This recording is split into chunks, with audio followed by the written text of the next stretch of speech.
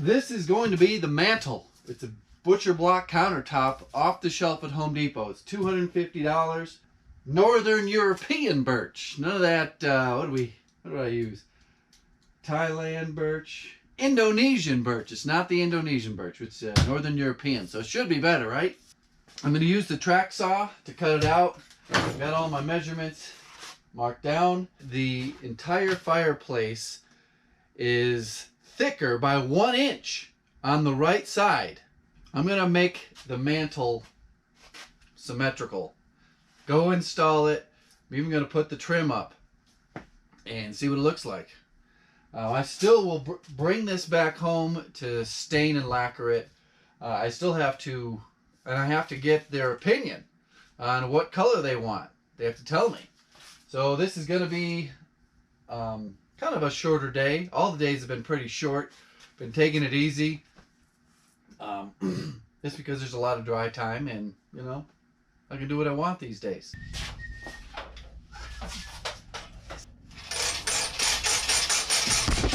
Whoa! Hold it! Oh! Oh, are you okay? Are you okay?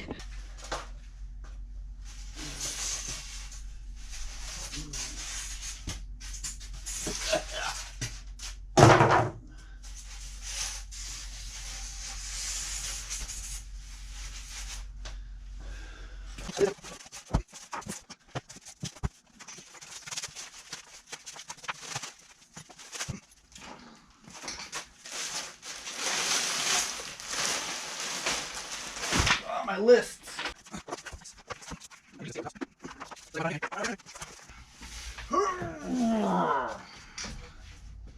Ooh, we don't want this in it. We don't want that in it. I can do this twice.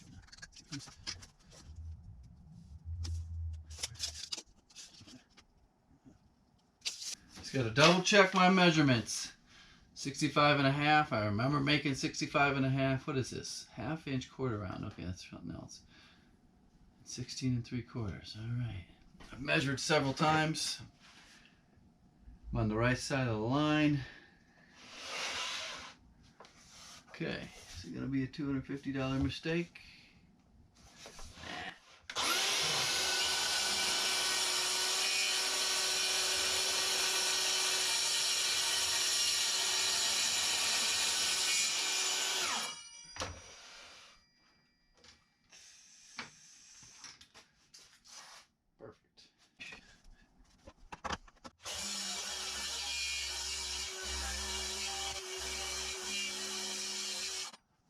I'll just set things off this one. Yeah, if I could cut this else, I just love wood. I'll work job. Make a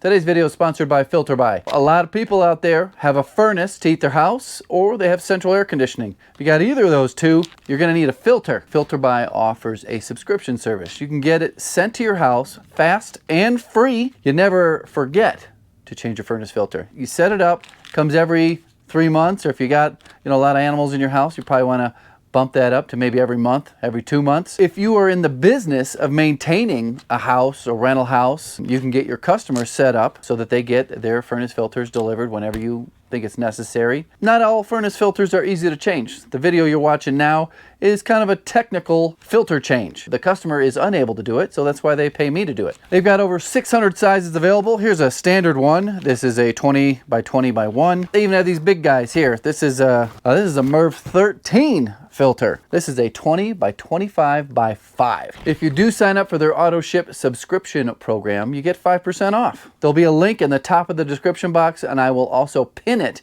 in the comments.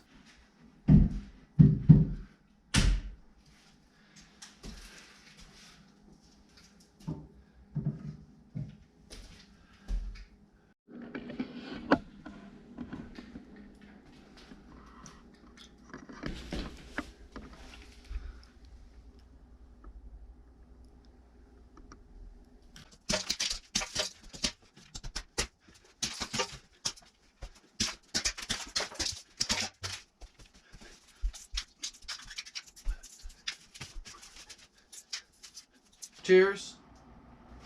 A little bit of sawdust in there. I better move this over to this side.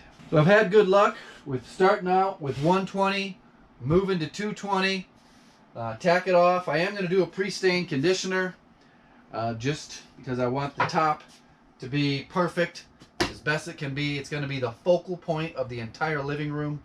I built something for them several years ago. It's kind of the focal point of the back half of the house. Maybe I'll put a picture up on Instagram. You can see what I built them several years ago. Very similar, probably around the same price point too. Anywho, getting my remote control. And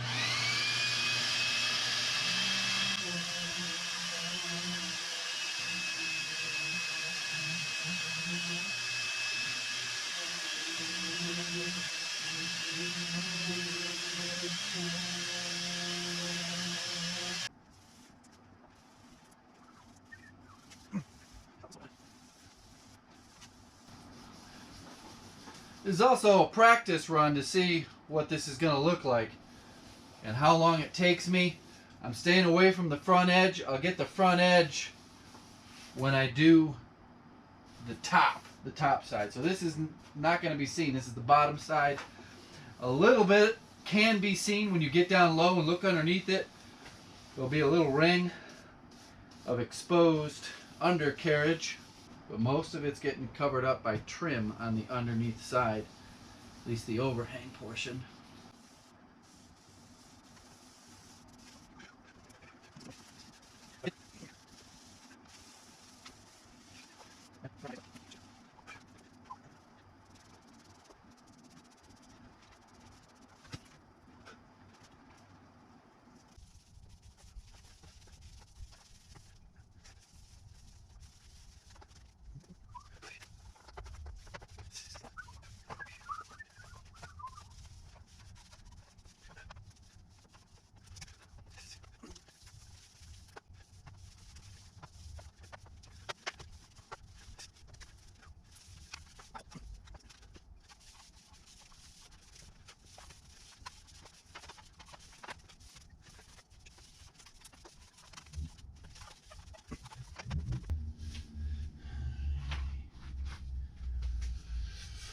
So this is the bottom side, and I did skip out on the pre-stain conditioner.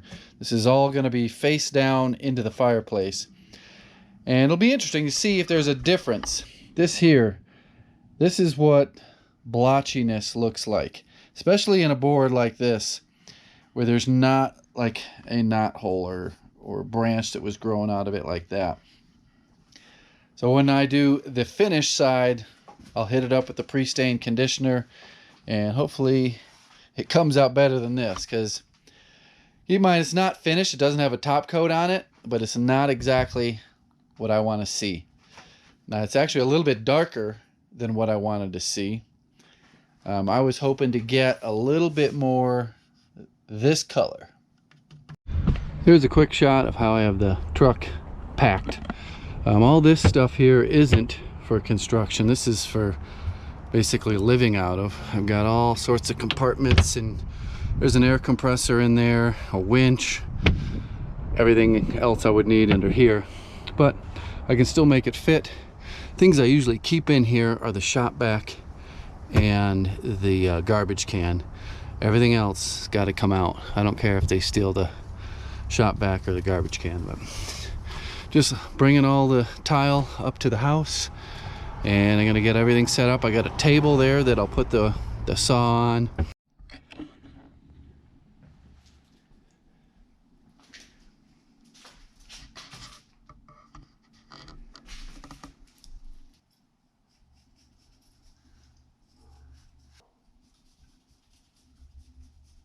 I just want to jump in here real quick because I couldn't film the rest of the day. I had an audience of children from ages 3 to 9, and they just sat there and watched me and asked me questions. Those mosaic herringbone tiles, they're put on a mesh backing, and they seem pretty stiff until you get them wet. So once you run it through your wet saw and they get saturated, they start peeling off that mesh backing. That mesh backing starts to crush and collapse from weight of tiles that are above it. So my main goal for this particular day that you're watching was to get the foundation laid, get everything laid out. I used my laser beam on the tripod to get all my horizontal and vertical lines marked out with pencils so that as I'm going along, no matter where I'm at, I've got reference marks.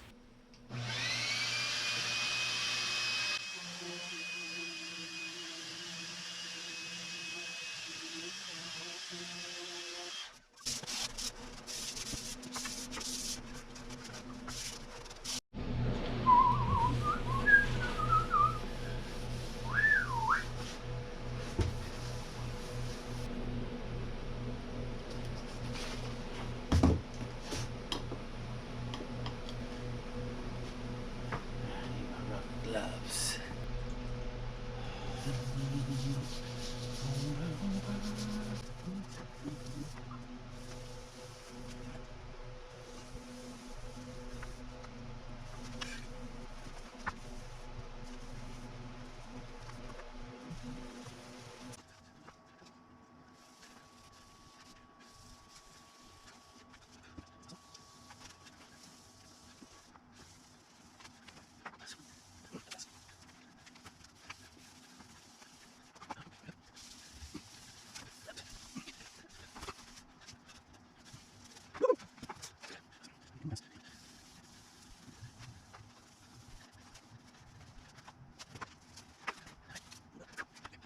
So I've been testing out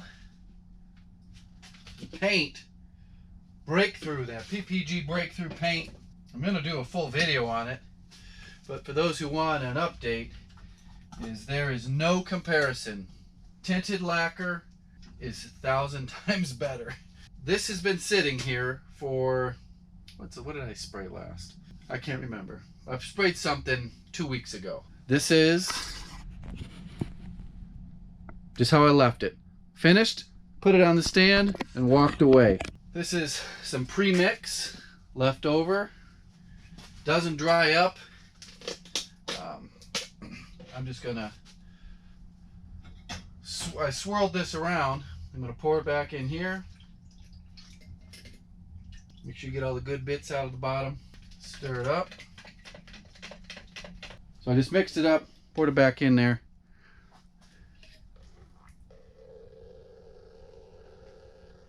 Bleed out a little bit that was down in the gun. And that's it. Swirl this around. The tip's not clogged. There's nothing dried on it. It was so fast, so easy to get back in action to spray. The breakthrough, the actual final coat was pretty decent. I don't have it in here. I already took it away. But you can tell it was blue. It does form a very good hard surface, but the application was just night and day difference. Felt like an amateur. This is for the trim that goes between the hardwood floor and the tile that's on the hearth. There's a build up there. I don't know why, but that's what I got to work with, and this is my solution to have a transition from the floor up to the tile. I brought it to them, showed it to them. They said, yeah, it looks good.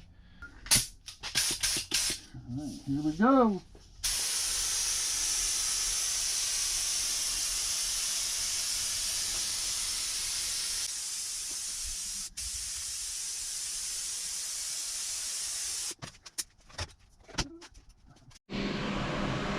This will be the last coat on these guys. Really doesn't need it, but I'm just in the habit of doing 3 coats.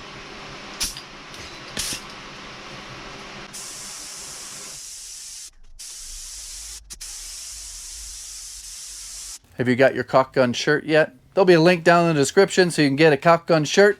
You can get one on your hat too. If you made it to the end of the video, thanks for watching to the end of the video. We're going to have more videos coming out a little faster. I've been out of town for a while, and I'm back in town for a long time. Not going anywhere. So I should be able to get these videos out once, twice a week. Yeah.